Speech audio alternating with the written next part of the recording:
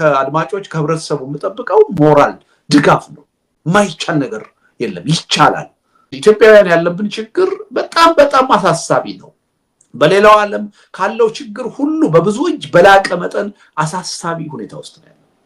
ትልቁ ችግር የዶክተር አብይ አገዛዝ ከመጣ በኋላ አለማመደን፣ ጭካኔን አለማመደን፣ ግጭትን ጦርነትን ኖርማል አደረገው። ለፉት 7 ዓመታት እርግጥ ነው ሀገራችን ረፍት አግኝታ አታውቅም። ከግጭት ከጦርነት ተላቃ አታውቅም። ግን ደግሞ ከዛ ደግሞ የባሰ ነገር አፍጥጦ እየመጣ ነው። የኢትዮጵያ ህዝብ በዚህ ወቅት ወጥቶ ጦርነት ይቁም፣ የግፍ አገዛዝ ያብቃ፣ ሰላም ይምጣ ለማለት ከዛሬ በላይ ወቅታዊ ጊዜ አለ ማለት አይቻልም። ስለዚህ አንደኛ ይሄን ወቅታዊነቱን አስቸኳይነቱን በደንብ መረዳትና መገንዘብ ያስፈልጋል። ሁለተኛ ይሄ ሁኔታ ሊለወጥ የሚችለው በትግል ብቻ ነው። አገዛዙን በመጠየቅ በመማፀን እሱን ከበቂ በላይ አድርገናል። ይሄ አገዛዝ በመማፀን በመጠየቅ በምንም ተአምር መልስ የማይሰጥ እንደሆነ መፍትሄ የማይሰጥ እንደሆነ ደግመን ደጋግመን ከበቂ በላይ አይተናል። ስለዚህ መፍትሄ ልናገኝ የምንችለው በአንድ መንገድ ብቻ ነው፣ አሁን በትግል ነው። ስለዚህ ይሄ ትግል ደግሞ ህዝቡ ሊያካሂደው ይገባል።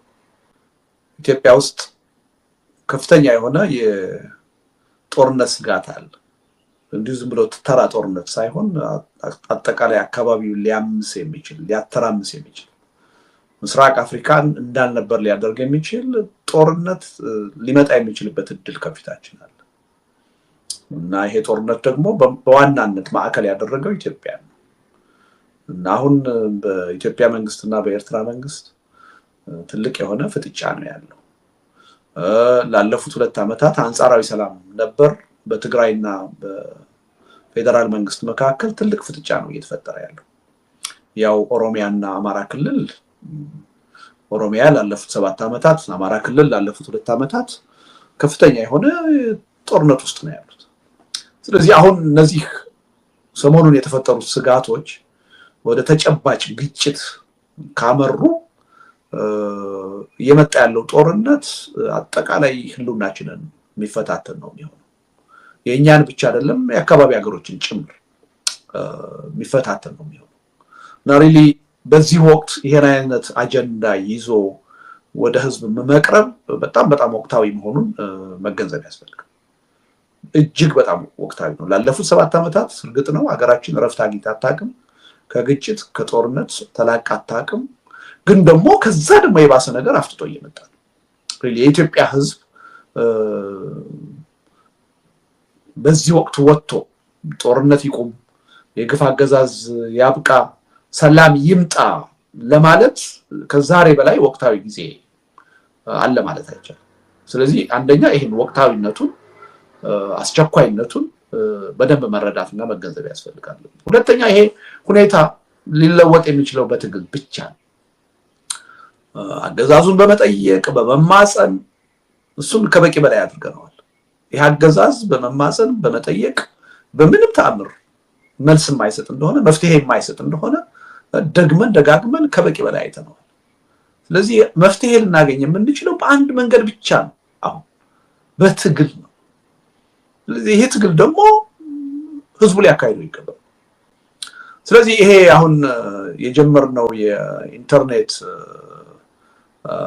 የተቃውሞ ትዕይንተ ህዝብ ሪሊ ጠንካራ ትግል ወደፊት ማድረግ አለብን በሚል እምነት አንድ መነሻ ነው። ይሄ መንደርደሪያ ነው።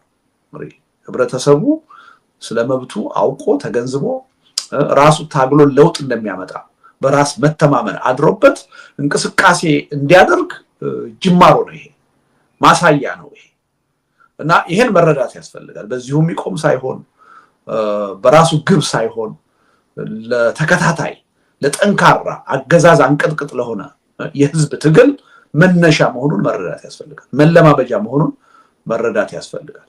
እና ሌላው ደግሞ ይህ አገዛዝ በአፈና ነው የሚተማመነው። ከስራ በማባረር በማስፈራራት የሚዲያ አክሰስ እንዳያገኙ በማድረግ አፍኜ ትግሉን አስቀረዋለሁ ብሎ ነው የሚያምነው። እድሜ ለኢንፎርሜሽን ቴክኖሎጂ 21ኛው ክፍለ ዘመን ነው ያለው። ይሄን ማድረግ አትችልም። እያንዳንዱን ሰው በየቤቱ በየስራ ቦታው ባለበት መድረስ ይቻላል።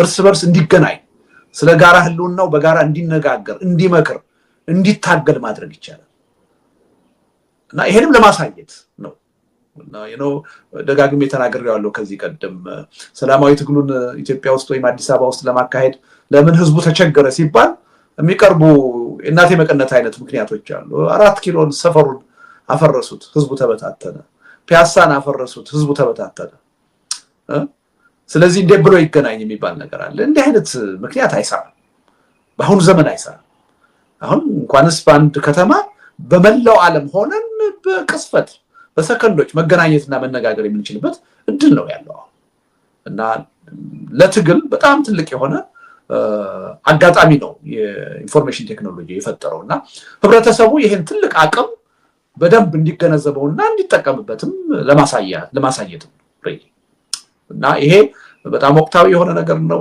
ያለ ምንም መስዋዕትነት ያለ ብዙ ወጪ በጣም ኢፌክቲቭ የሆነ ትግል ሊካሄድበት የሚችል ነገር ነው እና ሁለተኛ ያው የፕሮፓጋንዳ ስራ እየሰራ ነው መንግስት በህዝብ እንደሚወደድ ህዝቡ እንደሚደግፈው አድርጎ ነው ለዓለም አቀፉ ህብረተሰብ ለማሳየት እየሞከረ ያለው እና ጦርነቶቹ ደግሞ የህዝብ ድጋፍ እንዳላቸው የህግ ማስከበር የሰላም ጦርነቶች እንደሆኑ እየተደረገ ነው እየተነገረ ያለው እና ይሄ እንዳልሆነ የኢትዮጵያ ህዝብ የዓለም ህዝብ እንዲያውቅ ማድረግ ያስፈልጋል ስለዚህ ይሄ የኢንተርኔት ካምፔን የሚቆጠር ነገር ነው የሚለካ ነገር ነው እንዲሁ ዝም ብሎ ህዝቡ መንግስትን ይቃወማል ከማለት ባለፈ በተጨባጭ ላይቭ በቀጥታ ሲተላለፍ ምን ያህል ህዝብ በዛ መድረክ ላይ ተገኝቶ ጦርነትን እንደሚያወግዝ አገዛዝን እንደሚያወግዝ ሰላምን እየተመኘ እንደሆነ እንደተጠማ በተጨባጭ ቁጥር ሊለካ ሊሰፈር በሚችል መልኩ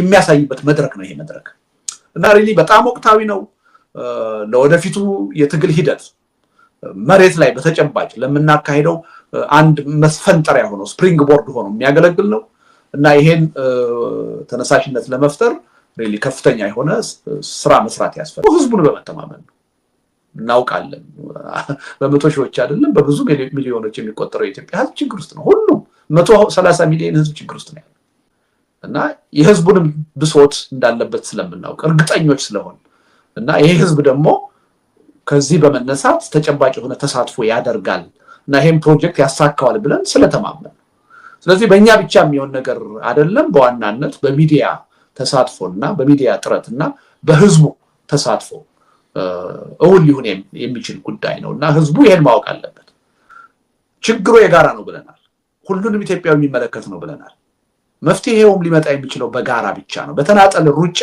የትም መድረስ አንችልም ስለዚህ አንዳንዶች ሊኖሩ ይችላሉ በግላቸው በመሮጥ አላማን እናሳካለን ብለው የሚያስቡ ሰዎች ሊኖሩ ይችላሉ ይሄ ስህተት ነው ይሄ ችግር የጋራ ችግር ነው ሊፈታ የሚችለው በትብብር ትግል ነው በጋራ ትግል በሀገራችን ጦርነት ሊቆም አገዛዝነት ሊያበቃ ሰላም ሊመጣ እንዴት ይችላል ነው ጥያቄ ይሄን ርዕስ አይመለከተኝም የሚል የፖለቲካ ሰው ኢትዮጵያ ውስጥ ሊኖር አይችልም ከዚህ ውጪ ትብብርን በመግፋት በግል በመሮጥ የኢትዮጵያን ህዝብ ችግር ወይም ደግሞ እኔ ቆሜለታለሁ የሚባለውን ብሔር ችግር እንፈታለን ብላችሁ የምታስቡ ሰዎች ካላችሁ የትም መድረስ አይቻልም እንቅፋት ትሆናላችሁ እንጂ መፍትሄ አካል ልትሆኑ አትችሉም ጠቅላይ ሚኒስትር ብቻ አይደሉም እሳቸው መንግስት ናቸው ኢትዮጵያ ውስጥ በመንግስት የሥራ ድርሻ የተጠቀሱ ነገሮችን ሁሉ የመንግስት የሥራ ኃላፊዎችን ወይም ሚኒስትሮች ካቢኔን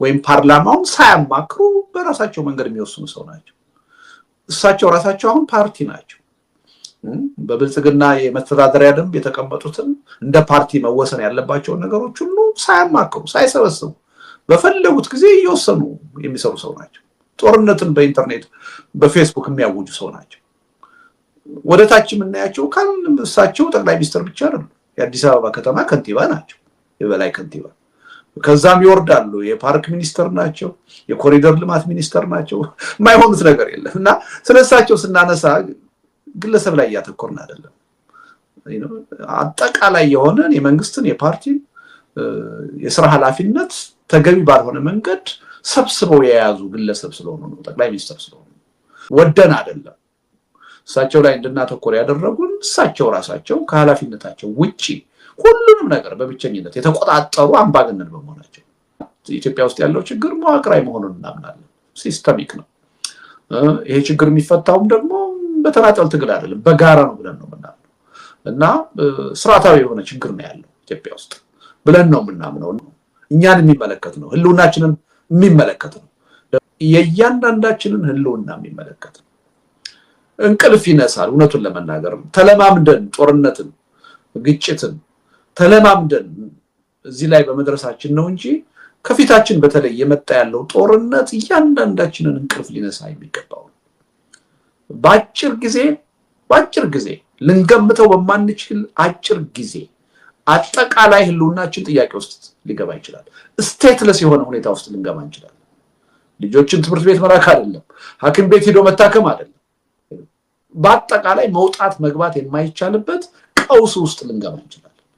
ይቅርና በአውሮፕላን ወደ ውጭ መሻገር፣ ወደ ጎረቤት ሀገር መሰደድ፣ በየከተሞቹ በየአካባቢያችን መንቀሳቀስ የማንችልበት ሁኔታ ውስጥ ልንገባ እንችላለን። ኢትዮጵያውያን ያለብን ችግር በጣም አሳሳቢ ነው። በሌላው ዓለም ካለው ችግር ሁሉ በብዙ እጅ በላቀ መጠን አሳሳቢ ሁኔታ ውስጥ ነው ያለው። ትልቁ ችግር የዶክተር አብይ አገዛዝ ከመጣ በኋላ አለማመደን፣ ጭካኔን አለማመደን፣ ግጭትን፣ ጦርነትን ኖርማል አደረገው እና አሁን የመደንዘዝ ስሜት ውስጥ ነው ያለው።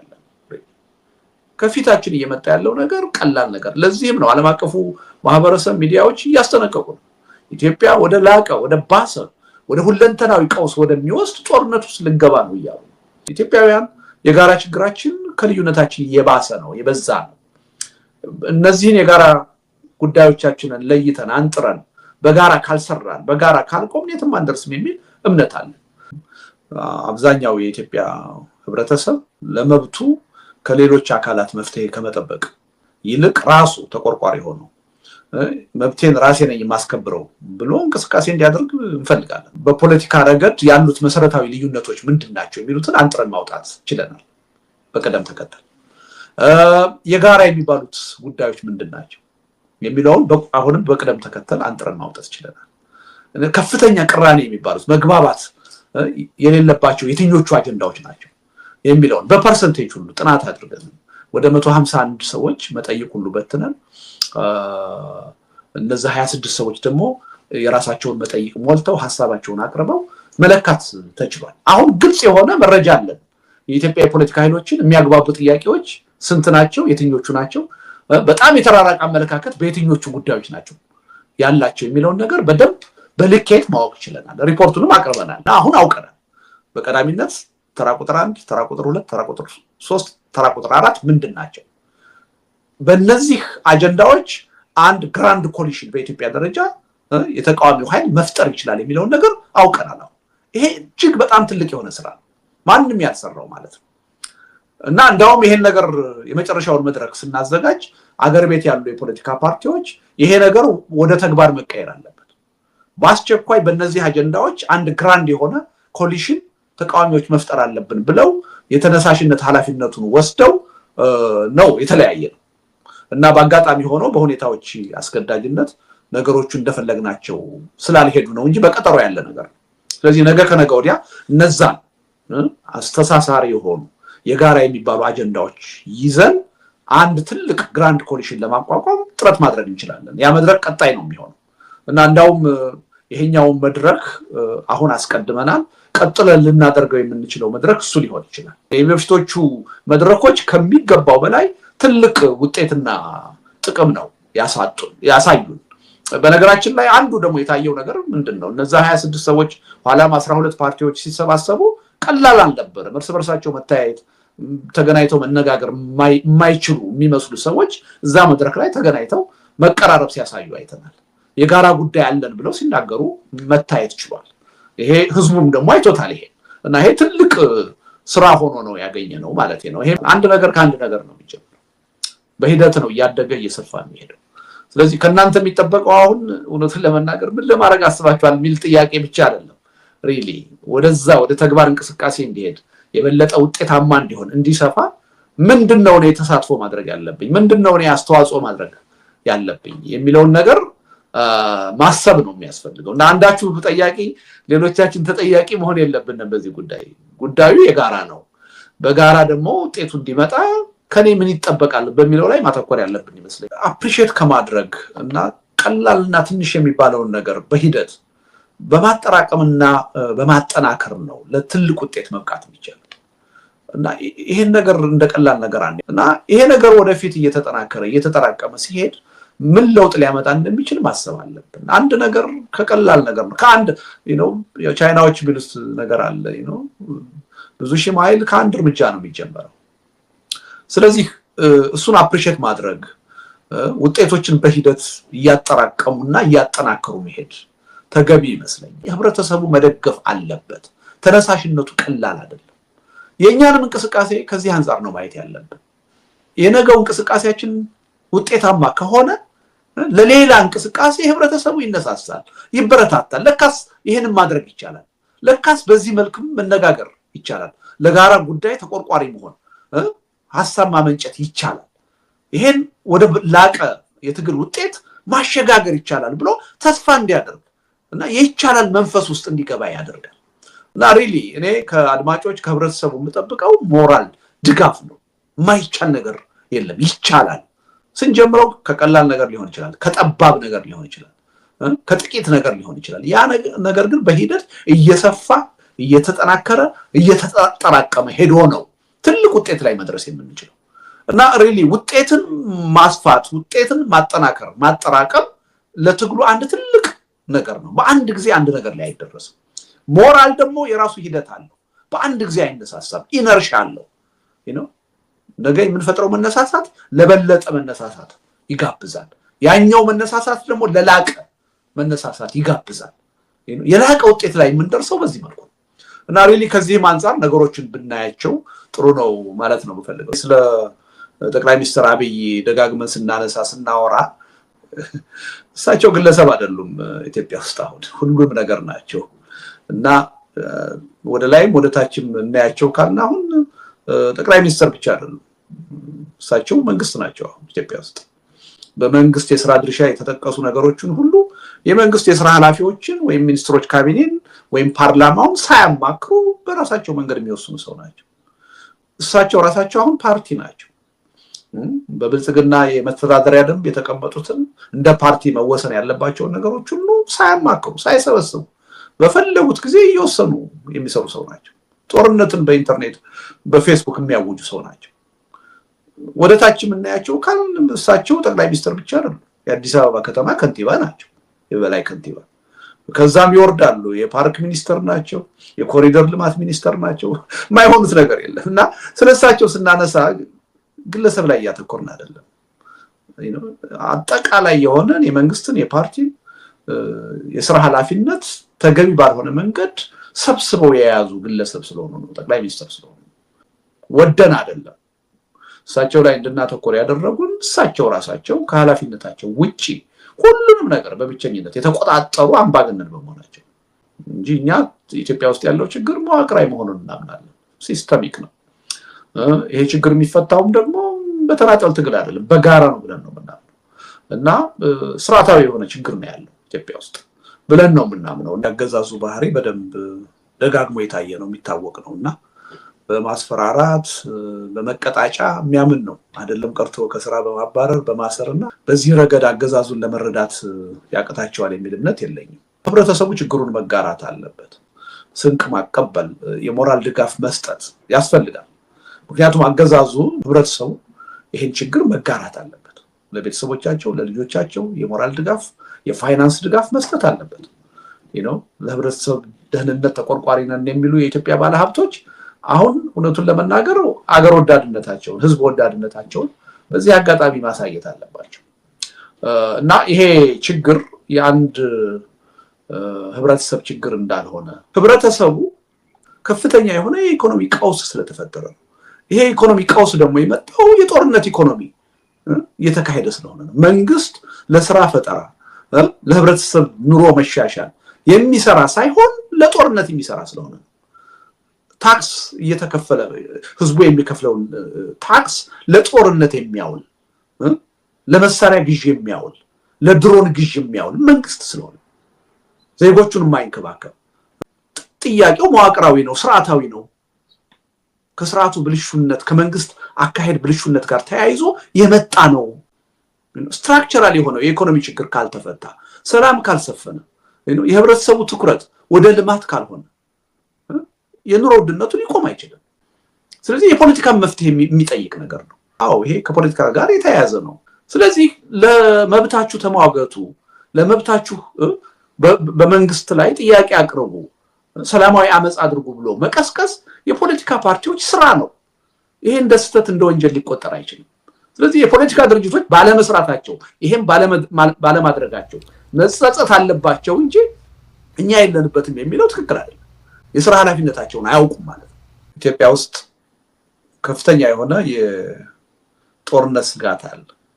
እንዲሁ ዝም ብሎ ተራ ጦርነት ሳይሆን አጠቃላይ አካባቢውን ሊያምስ የሚችል ሊያተራምስ የሚችል ምስራቅ አፍሪካን እንዳልነበር ሊያደርግ የሚችል ጦርነት ሊመጣ የሚችልበት እድል ከፊታችን አለ እና ይሄ ጦርነት ደግሞ በዋናነት ማዕከል ያደረገው ኢትዮጵያ ነው እና አሁን በኢትዮጵያ መንግስትና በኤርትራ መንግስት ትልቅ የሆነ ፍጥጫ ነው ያለው። ላለፉት 2 ዓመታት አንጻራዊ ሰላም ነበር። በትግራይና በፌደራል መንግስት መካከል ትልቅ ፍጥጫ ነው እየተፈጠረ ያለው። ያው ኦሮሚያና አማራ ክልል ኦሮሚያ ላለፉት 7 ዓመታት አማራ ክልል ላለፉት 2 ዓመታት ከፍተኛ የሆነ ጦርነት ውስጥ ነው ያሉት። ስለዚህ አሁን እነዚህ ሰሞኑን የተፈጠሩት ስጋቶች ወደ ተጨባጭ ግጭት ካመሩ እየመጣ ያለው ጦርነት አጠቃላይ ህልውናችንን የሚፈታተን ነው የሚሆነው።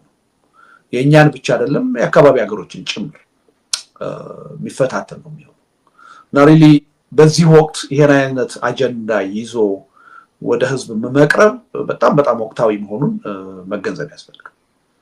እጅግ በጣም ወቅታዊ ነው። ላለፉት 7 ዓመታት እርግጥ ነው ሀገራችን ረፍት አግኝታ አታውቅም። ከግጭት ከጦርነት ተላቃ አታውቅም። ግን ደግሞ ከዛ ደግሞ የባሰ ነገር አፍጥጦ እየመጣ ነው። የኢትዮጵያ ህዝብ በዚህ ወቅት ወጥቶ ጦርነት ይቁም፣ የግፍ አገዛዝ ያብቃ፣ ሰላም ይምጣ ለማለት ከዛሬ በላይ ወቅታዊ ጊዜ አለ ማለት አይቻልም። ስለዚህ አንደኛ ይሄን ወቅታዊነቱን አስቸኳይነቱን በደንብ መረዳትና መገንዘብ ያስፈልጋል። ሁለተኛ ይሄ ሁኔታ ሊለወጥ የሚችለው በትግል ብቻ ነው። አገዛዙን በመጠየቅ በመማፀን እሱን ከበቂ በላይ አድርገናል። ይሄ አገዛዝ በመማፀን በመጠየቅ በምንም ተአምር መልስ የማይሰጥ እንደሆነ መፍትሄ የማይሰጥ እንደሆነ ደጋግመን ከበቂ በላይ አይተናል። ስለዚህ መፍትሄ ልናገኝ የምንችለው በአንድ መንገድ ብቻ ነው፣ አሁን በትግል ነው። ስለዚህ ይሄ ትግል ደግሞ ህዝቡ ሊያካሂደው ይገባል። ስለዚህ ይሄ አሁን የጀመርነው የኢንተርኔት የተቃውሞ ትዕይንተ ህዝብ ሪሊ ጠንካራ ትግል ወደፊት ማድረግ አለብን በሚል እምነት አንድ መነሻ ነው። ይሄ መንደርደሪያ ነው። ህብረተሰቡ ስለመብቱ አውቆ ተገንዝቦ ራሱ ታግሎ ለውጥ እንደሚያመጣ በራስ መተማመን አድሮበት እንቅስቃሴ እንዲያደርግ ጅማሮ ነው። ይሄ ማሳያ ነው። ይሄ እና ይሄን መረዳት ያስፈልጋል። በዚሁ የሚቆም ሳይሆን በራሱ ግብ ሳይሆን ለተከታታይ ለጠንካራ አገዛዝ አንቀጥቅጥ ለሆነ የህዝብ ትግል መነሻ መሆኑን መረዳት ያስፈልጋል። መለማመጃ መሆኑን መረዳት ያስፈልጋል። እና ሌላው ደግሞ ይህ አገዛዝ ባፈና ነው የሚተማመነው። ከስራ በማባረር በማስፈራራት የሚዲያ አክሰስ እንዳያገኙ በማድረግ አፍኜ ትግሉን አስቀረዋለሁ ብሎ ነው የሚያምነው። እድሜ ለኢንፎርሜሽን ቴክኖሎጂ 21ኛው ክፍለ ዘመን ያለው ይሄን ማድረግ አትችልም። እያንዳንዱን ሰው በየቤቱ በየስራ ቦታው ባለበት መድረስ ይቻላል። እርስ በርስ እንዲገናኝ ስለ ጋራ ህልውናው በጋራ እንዲነጋገር እንዲመክር እንዲታገል ማድረግ ይቻላል እና ይሄንም ለማሳየት ነው እና ደጋግሜ ተናግሬዋለሁ ከዚህ ቀደም ሰላማዊ ትግሉን ኢትዮጵያ ውስጥ ወይም አዲስ አበባ ውስጥ ለማካሄድ ለምን ህዝቡ ተቸገረ ሲባል የሚቀርቡ እናቴ መቀነት አይነት ምክንያቶች አሉ። 4 ኪሎን ሰፈሩን አፈረሱት፣ ህዝቡ ተበታተነ። ፒያሳን አፈረሱት፣ ህዝቡ ተበታተነ። ስለዚህ እንዴት ብሎ ይገናኝ የሚባል ነገር አለ። እንዲህ አይነት ምክንያት አይሰራም፣ በአሁኑ ዘመን አይሰራም። አሁን እንኳንስ በአንድ ከተማ በመላው ዓለም ሆነን በቅስፈት በሰከንዶች መገናኘትና መነጋገር የምንችልበት እድል ነው ያለው እና ለትግል በጣም ትልቅ የሆነ አጋጣሚ ነው የኢንፎርሜሽን ቴክኖሎጂ የፈጠረውና ህብረተሰቡ ይሄን ትልቅ አቅም በደንብ እንዲገነዘበውና እንዲጠቀምበትም ለማሳየት ነው እና ይሄ በጣም ወቅታዊ የሆነ ነገር ነው። ያለ ምንም መስዋዕትነት ያለ ብዙ ወጪ በጣም ኢፌክቲቭ የሆነ ትግል ሊካሄድበት የሚችል ነገር ነው እና ሁለተኛ ያው የፕሮፓጋንዳ ስራ እየሰራ ነው መንግስት በህዝብ እንደሚወደድ ህዝቡ እንደሚደግፈው አድርጎ ነው ለዓለም አቀፉ ህብረተሰብ ለማሳየት እየሞከረ ያለው እና ጦርነቶቹ ደግሞ የህዝብ ድጋፍ እንዳላቸው የህግ ማስከበር የሰላም ጦርነቶች እንደሆኑ እየተደረገ ነው እየተነገረ ያለው እና ይሄ እንዳልሆነ የኢትዮጵያ ህዝብ የዓለም ህዝብ እንዲያውቅ ማድረግ ያስፈልጋል። ስለዚህ ይሄ የኢንተርኔት ካምፔን የሚቆጠር ነገር ነው የሚለካ ነገር ነው። እንዲሁ ዝም ብሎ ህዝቡ መንግስትን ይቃወማል ከማለት ባለፈ በተጨባጭ ላይቭ በቀጥታ ሲተላለፍ ምን ያህል ህዝብ በዛ መድረክ ላይ ተገኝቶ ጦርነትን እንደሚያወግዝ አገዛዝን እንደሚያወግዝ ሰላምን እየተመኘ እንደሆነ እንደተጠማ በተጨባጭ ቁጥር ሊለካ ሊሰፈር በሚችል መልኩ የሚያሳይበት መድረክ ነው ይሄ መድረክ እና ሪሊ በጣም ወቅታዊ ነው። ለወደፊቱ የትግል ሂደት መሬት ላይ በተጨባጭ ለምናካሄደው አንድ መስፈንጠሪያ ሆኖ ስፕሪንግ ቦርድ ሆኖ የሚያገለግል ነው እና ይሄን ተነሳሽነት ለመፍጠር ሪሊ ከፍተኛ የሆነ ስራ መስራት ያስፈልጋል እና ይሄን እንቅስቃሴ ሲንጀምርና በተለይ ቁጥር ስንጠቅስ በመቶ ሺዎች በአንድ ጊዜ የሚከታተሉት ስንል ሪስክ እየወሰድን ነው። ቁጥር መጥቀስ ከባድ ነገር ነው፣ ግን ሪስኩን የወሰድነው ባለማወቅ አይደለም፣ ሆን ብለን በማን ተማምነን ነው? በመገናኛ ብዙሃኑና በህዝቡ ተማምነን ነው።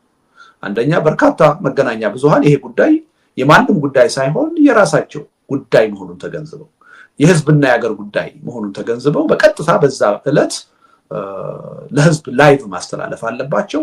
ከዝግጅቱ በፊት ባሉት ቀናቶችም ለህብረተሰቡ ማስታወቂያ በመንገር በመቀስቀስ በእለቱ ፕሮግራሙን እንዲሳተፍ እንዲገኝ ቅስቀሳ ማድረግ አለባቸው። የማንም ሳይሆን የራሳቸው የጋራ አጀንዳ ስለሆነ ስለዚህ በአንድ በኩል ሚዲያዎችን በመተማመን ነው ይሄን ቁጥር በድፍረት የጠቀሰ፣ ሁለተኛ ደግሞ ህዝቡን በመተማመን ነው። እናውቃለን በመቶ ሺዎች አይደለም በብዙ ሚሊዮኖች የሚቆጠረው የኢትዮጵያ ህዝብ ችግር ውስጥ ነው። ሁሉም 130 ሚሊዮን ህዝብ ችግር ውስጥ ነው ያለው። ከፍተኛ ቁጥር ነው። ለዚህ ህዝብ በመቶ ሺህ የሚቆጠር ተሳትፎ በጣም ዝቅተኛ እና የህዝቡንም ብሶት እንዳለበት ስለምናውቅ እርግጠኞች ስለሆን እና ይሄ ህዝብ ደግሞ ከዚህ በመነሳት ተጨባጭ የሆነ ተሳትፎ ያደርጋል እና ይሄን ፕሮጀክት ያሳካዋል ብለን ስለተማመን ስለዚህ በእኛ ብቻ የሚሆን ነገር አይደለም። በዋናነት በሚዲያ ተሳትፎና በሚዲያ ጥረትና በህዝቡ ተሳትፎ እውን ሊሆን የሚችል ጉዳይ ነውና ህዝቡ ይሄን ማወቅ አለበት። አንድ ሰው ዋጋ አለው። እኔ ብቀር ምን ችግር አለው ማለት የለበትም። ከመቶ ሺዎች ውስጥ እኔ ብቀር ምን ችግር አለው ማለት የለበትም። ሁሉም እንደዛ ካለ የትም መድረስ አንችልም። ስለዚህ እኔ አንድ ሰው ነኝ፣ ዋጋ አለው። መቶ ሺዎች ሊሆኑ የሚችሉት የኔ አንድ ድምጽ ሲጨመር ነው ብሎ ያኔ ቀን እውነቱን ለመናገር ሌላም ቀጠሮ ሳይዙ ለዚህ ጉዳይ ትልቅ ዋጋ በመስጠት መሳተፍ ያስፈልጋል እና እጅግ አስፈላጊ ጠቃሚ ነገር ነው። ወቅታዊ ነገር ነው። አስቸኳይ ነገር ነው። ለወደፊቱ ትግል ደግሞ ትልቅ መሰረት ሆኖ ተነሳሽነት የሚፈጥር ነው እና በዚህ ምክንያት ነው ይሄን ጉዳይ አሁን ዛሬ ማካሄድ ያስፈልጋል።